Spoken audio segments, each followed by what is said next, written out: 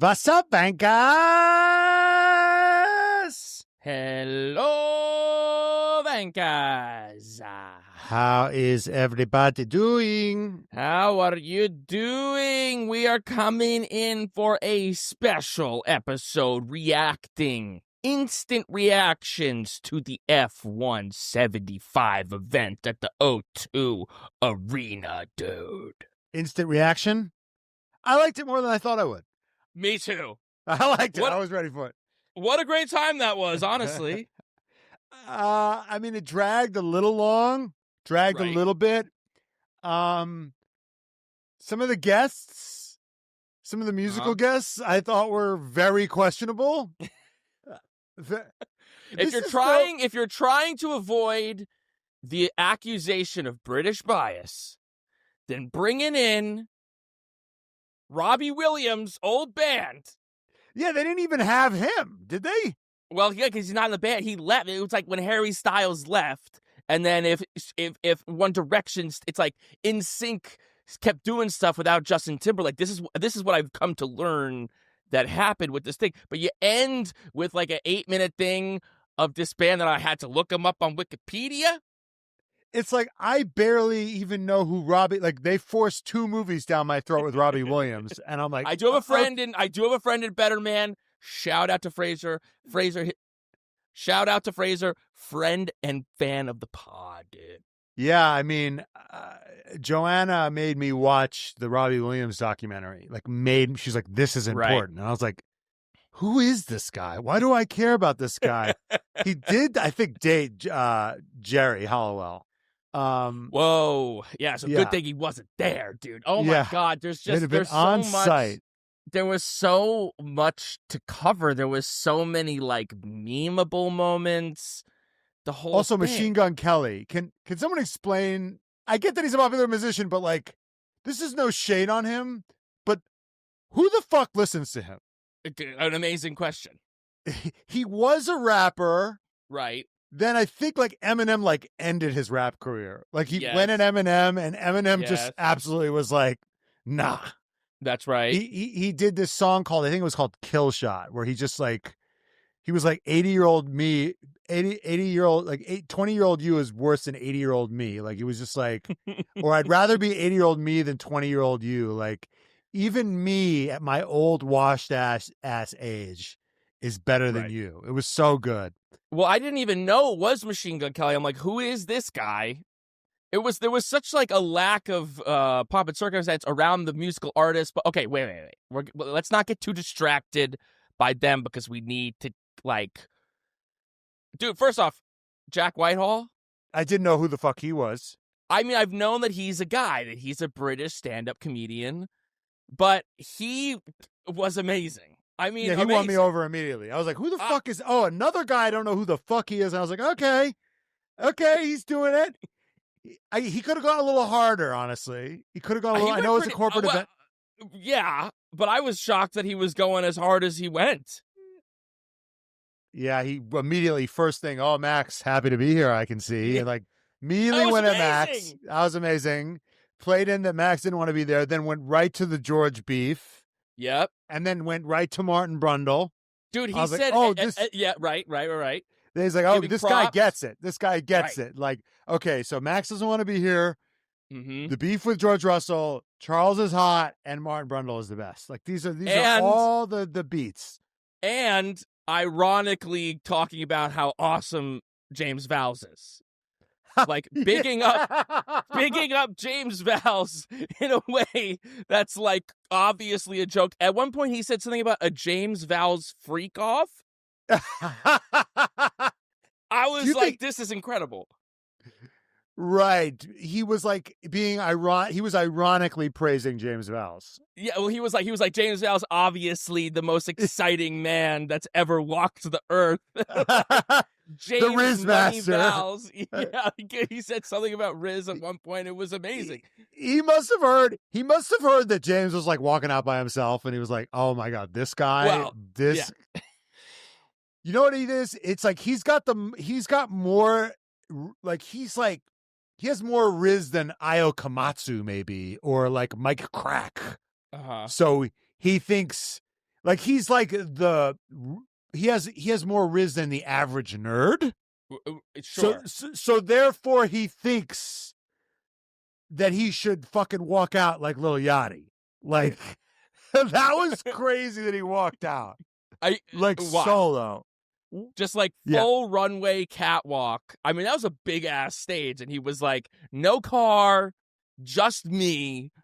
Suck my dick, hold my beer. I'm James Vowles, and I'm commanding the stage. Commanding the stage." He seemed nervous though. He's like, "Hey!" Yeah. Of course, that's not where a guy like that was ever meant to be. Yes. He seemed overwhelmed by the moment, and Jack Whitehall did not give him any. Didn't do him any favors. Where he's like, "And the most charismatic man to ever live." Like he set the bar so high for him. It was amazing. Yeah, that was amazing. It was great. Yeah, I mean, the highlights for me were, FIA getting booed, Christian getting booed. Yeah. Christian getting booed. And then they didn't even I don't even think Red Bull showed the car. Well, no, the car was there, but it was overshadowed by like all the people, crew, the crew, the of flash people, mob, the flash mob of like, we're look at us, we're everyone, we're cool, we're counterculture, and then Max Verstappen, let's who are these people?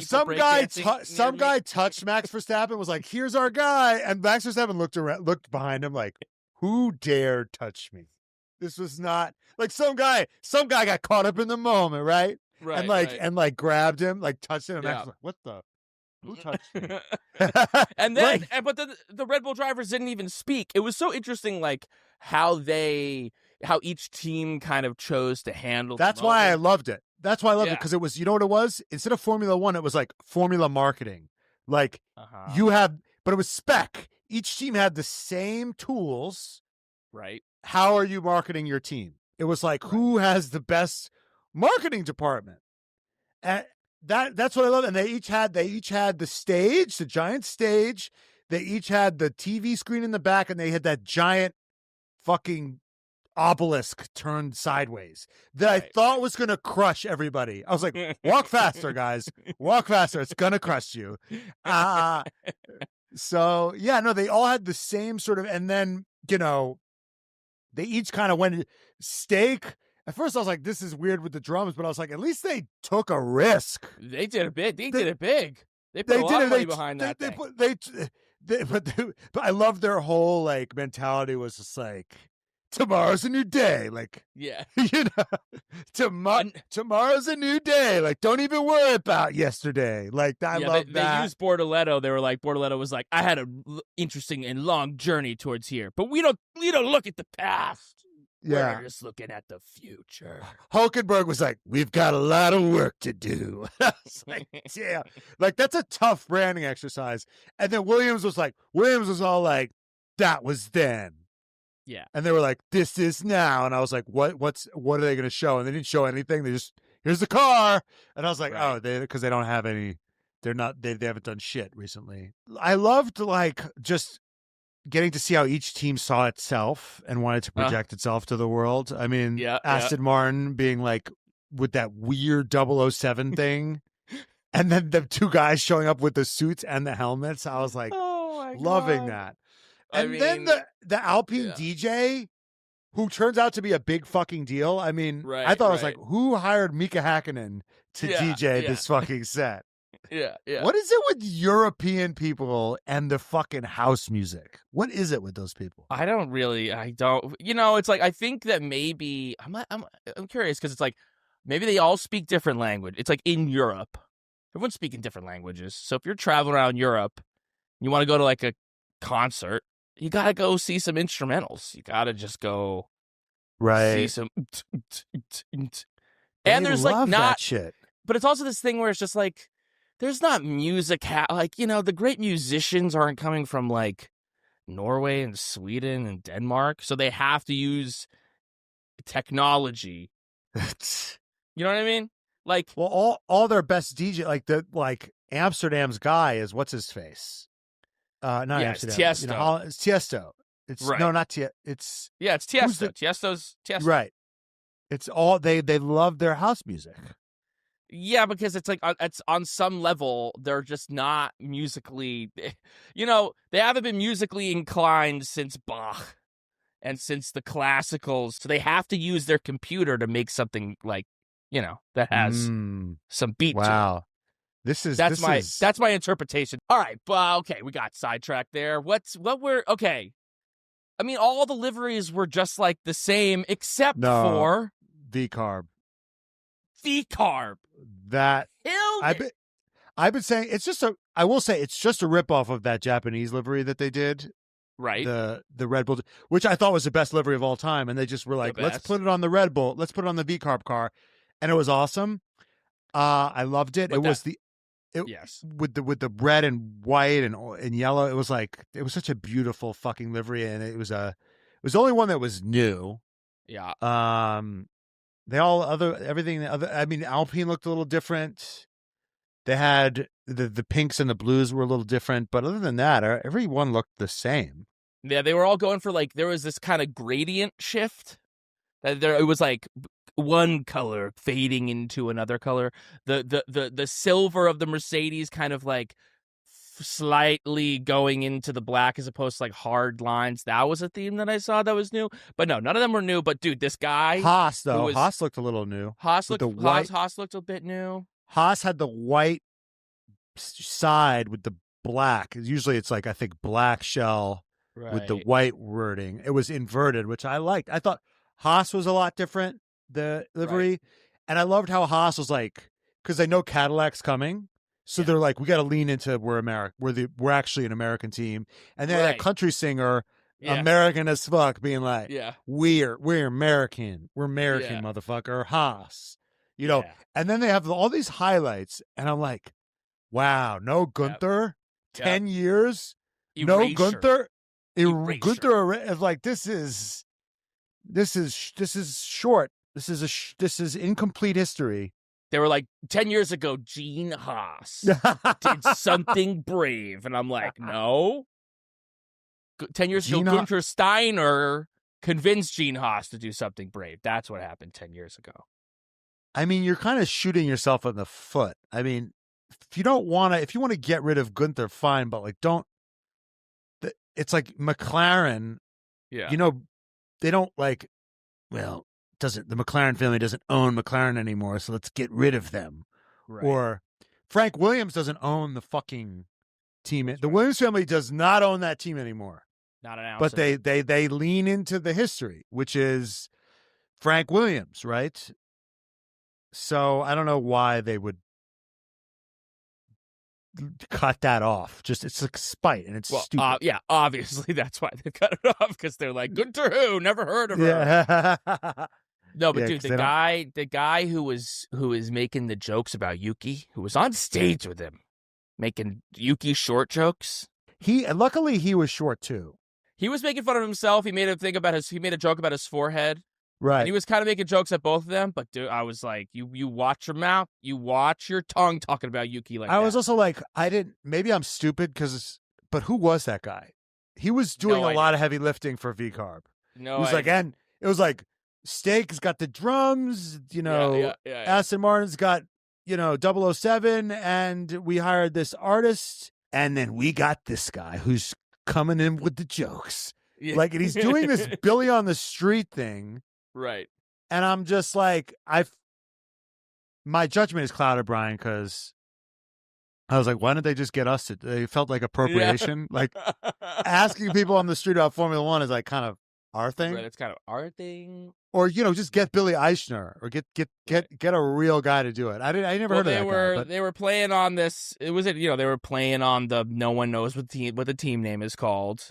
Let's use it. Let's use the thing that everyone says about us, and we'll do that.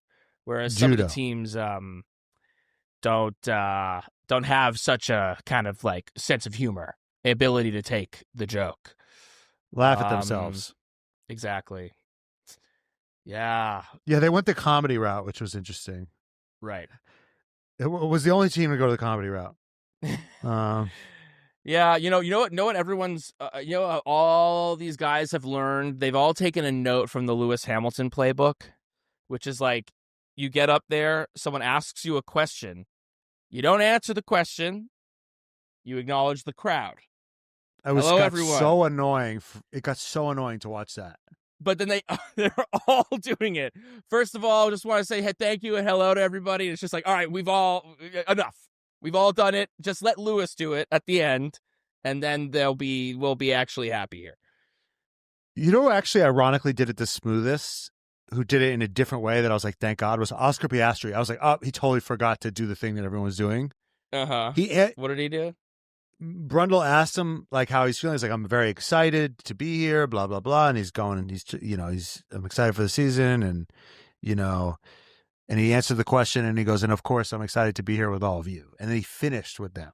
So he like answered the question and then flowed into, he did it different than everybody else. And I will say, I liked McLaren wheeling out all their cool cars. That was cool. I loved that. That was cool. See, it's like you have an up. It's like it's who's got the best marketing set deck people. Right. Yeah. But sometimes I was like, did you guys all hire the same firm with your little shitty Pixar movie that evolves the car into the current car? Like, right. Yeah. Like let's each hire completely different companies. Right. I was a little getting tired of watching the cars transform to like Temu Pixar to a Temu Pixar movie. Yeah, it's just like at a certain point you just kind of clock out. You're like, oh, it's gonna go through one car and then be a blob and go into another car and then be a blob and then go into the newest car. And it's Williams, and you're in the back of the grid. That's kind of what Carlos Sainz looks so bad in white. Just gotta say, he looks horrible in those colors. Really washes him out.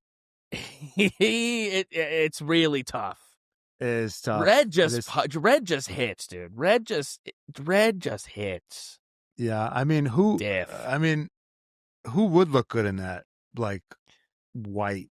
Yeah, white's tough. I don't know, it's tough. It's tough. I think that I think that Lewis is looking great in red. Obviously, Leclerc looks great in red. Right. But do you know what was my favorite part? You know what gave me the biggest chills? Just seeing Mattia back out there. I was like, oh shit, it's Mattia. That was the biggest reveal to me. I was like, he's back, baby. That was awesome. Yeah. Mattia wearing like steak, bright green and black stuff. I was like, it's giving. It's like giving me wearing Hot Topic, like way too old. Just hello, fellow kids. Hello, fellow kids. Steve Buscemi vibes. Yeah. But dude, wait. We can go on forever, but it's one short ep. But them booing the FIA, I felt so like seen by the community. I was like, look at us. Look at the fans at the arena knowing that the FIA is bad and they deserve the ire. I felt so proud of like the F1 fandom there.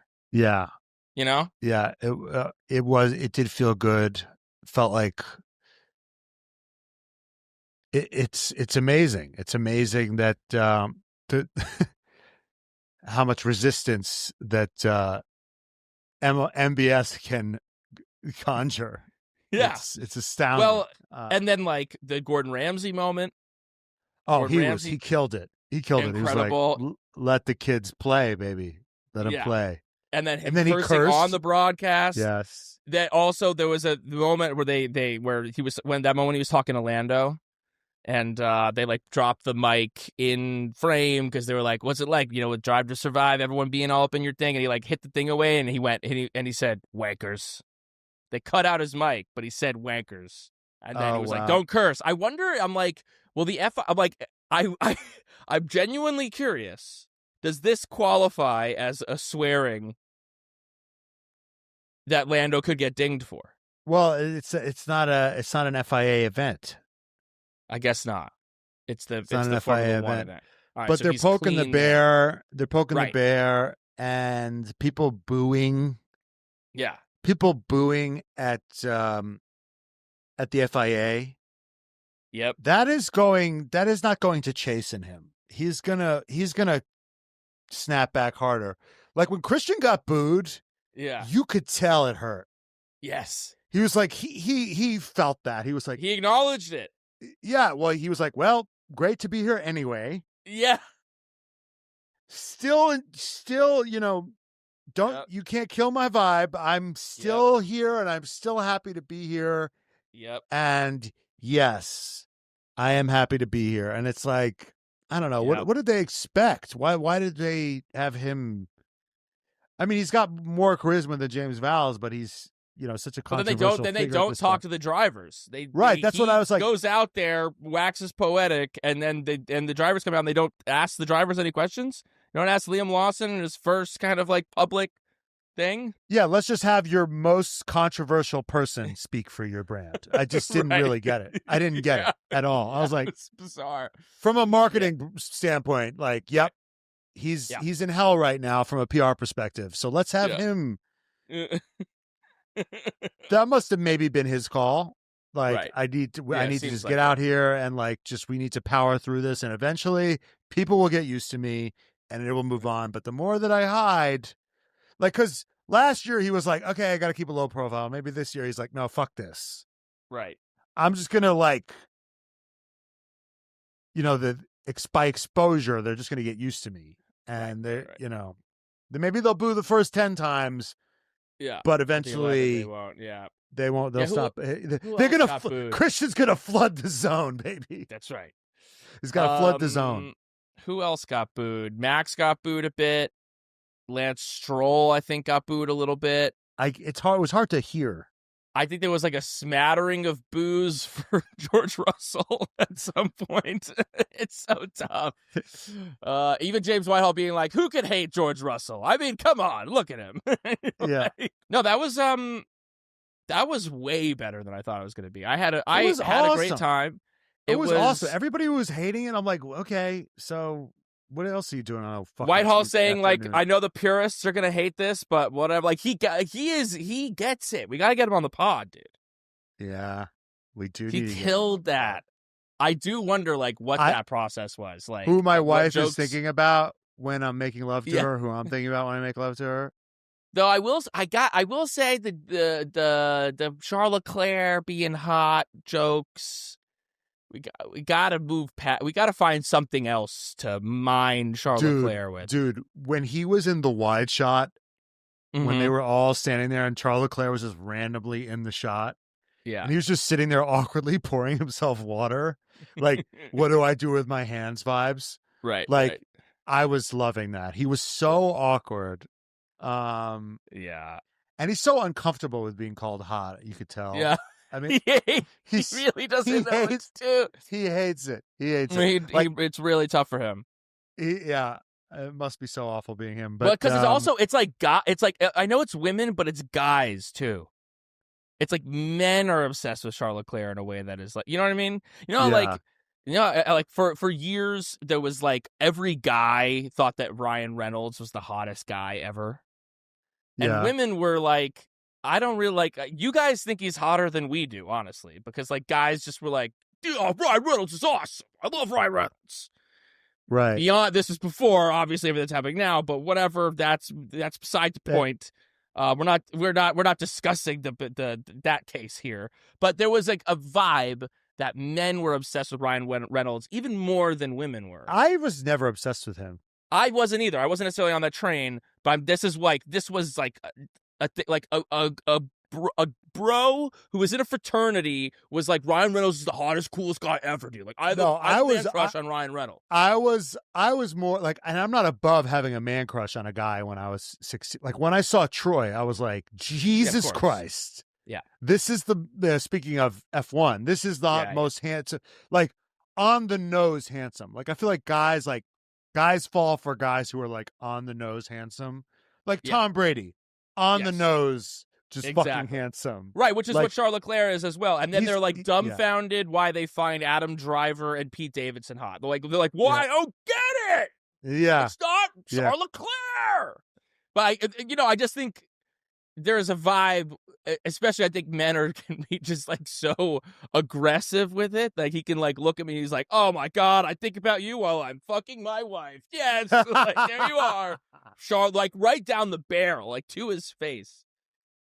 Yeah. I was like, oh, this is the Golden Globes of F1. This is amazing. Like, we're taking Ricky Gervais and the Golden Globes and we're putting it in the F1 world. I didn't know that those two things could, like, marry. It was awesome. I was awesome. I think certain teams could have tried harder.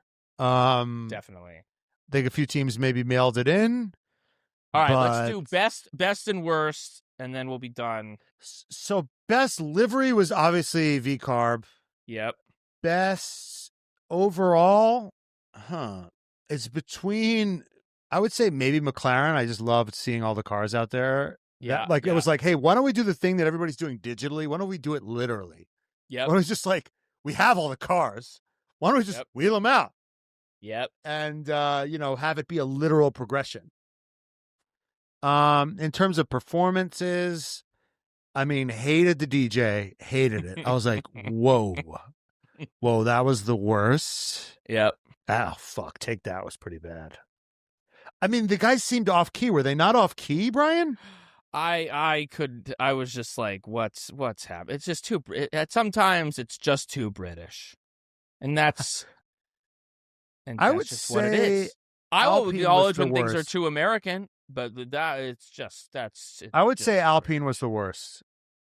I was like, yeah, they had nothing interesting. Lawrence Barretto just immediately going for Pierre's hair. I'm like, what are you doing, dude? That is violence, especially coming from a guy with like perfect hair.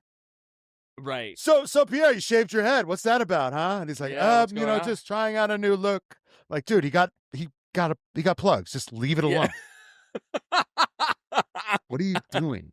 Such a dick move, Lawrence. Yeah. I would say Alpine was probably the worst. I mean, at least they did something slightly different with their car. You know what I was really loving though? Yeah. Loving Esteban Ocon and Haas. I'm like, this is perfect. It is perfect. Nothing is better than he looks great in black. He needs to be wearing black. Like he's like I am here. Like he needs to be like, I'm here to bring black and red. He's like there to kill people. Let's go.